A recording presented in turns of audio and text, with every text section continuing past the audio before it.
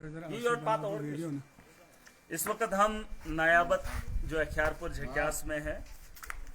Vendors का मसला था, ठेकेदारी का मसला था। गवर्नर साहब ने एक आर्डर निकाला था कि जवानों को इसमें मौका मिलना चाहिए और उसी सिलसिले में आरडीडी के दफातरों ने ये कुछ फॉर्मेलिटीज़ मांगी थी कि कॉन्ट्रैक्टर कैसे बना जाएगा।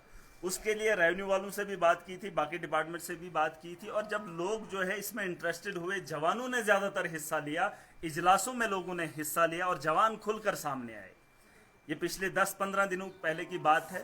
और जब फार्मेलिटीज़ की बात हो रही थी, जब लोगों ने फार्मेलिटीज़ लाना शुरू कर दी, तो जब इन दफातर में पहुंचने का काम हुआ तो यहां से कुछ फार्मेलिटीज़ को निकालने का काम किया। फाइलों में से फार्मेलिटीज़ निकालने लगे और ये कहने लगे कि आपकी फलां चीज़ की फार्मेलिटी नहीं है। मुझे काफ़ी अफसोस है और बहुत सारे डिपार्टमेंट के लोग ऐसा ही करते हैं। जब एक इंसान फाइल बना कर देता है तो उसको ये पता नहीं होता है कि मैंने कितने डॉक्यूमेंट्स लगाए, लेकिन जो मुलाजिम होते हैं नीचे लेवल के, वो एक एक कागज़ उस फाइल में से निकाल लेते हैं और उसको मजबूर किया जाता है कि दोबारा से हर दिन उसको यही कहा जाता है फलां कागज़ कम है, फलां फार्मेलिटी कम है। हालांकि वो एक दिन पहले बनी होती है, लेकिन उसको भी इल्म इस बात का नहीं होता है। मुझे अफसोस के साथ कहना पड़ रहा है, अगर इस तरीके से काम होंगे, जो काम 2 दिन के अंदर होना चाहिए था, जिसके लिए ऊपर से गाइडलाइन थी कि बहुत जल्द उन ठेकेदार जो जवान इसमें हिस्सा लेना चाहते हैं उनकी फार्मेलिटीज़ को कंप्लीट करके उनको आगे मौका दिया जाना चाहिए। और इस तरीके से अगर लोगों को लटका कर रखेंगे,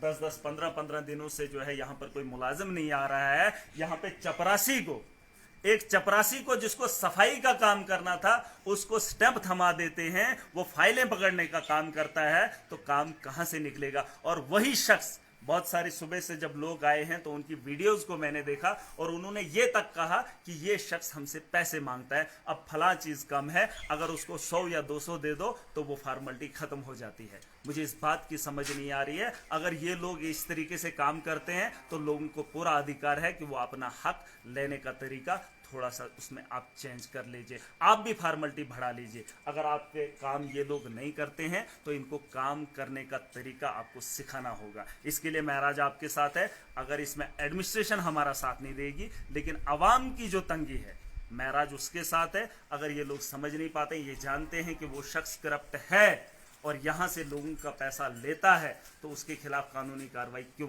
अभी तक नहीं हुई है। मैंने जब एसडीएम से बात की, उन्होंने भी यही कहा। उन्होंने कहा कि उसके पास फाइल क्यों देते हैं, अगर उसके पास लोग नहीं देंगे तो उसके अलावा यहाँ पर बैठता कौन है। वैसे तो आपने हालात यहाँ पर देखे, जो 2 महीने पहले हमने यहाँ की वीडियो दिखाई थी, जो यहाँ के हालात 2 महीने पहले दिखाए थे, वो कब अभी तक इन लोगों ने नहीं उठाए। सर, कुछ अरसा पहले यहाँ से एक पटवारी ने ट्रांसफर करवाई। उसने ये कहा कि एक सफाई करने वाले को मुझसे ऊपर रखा गया, वो मुझे दाड़ा मारने लगा। ऐसा क्यों हुआ और उसने ट्रांसफर क्यों ये तभी मुमकिन है जब आवाम को समझनी होगी। चाहे पटवारी की बात करें, नायब की बात करें, पिछले कई दिनों से उसको कोई सुधारने वाला तो है नहीं।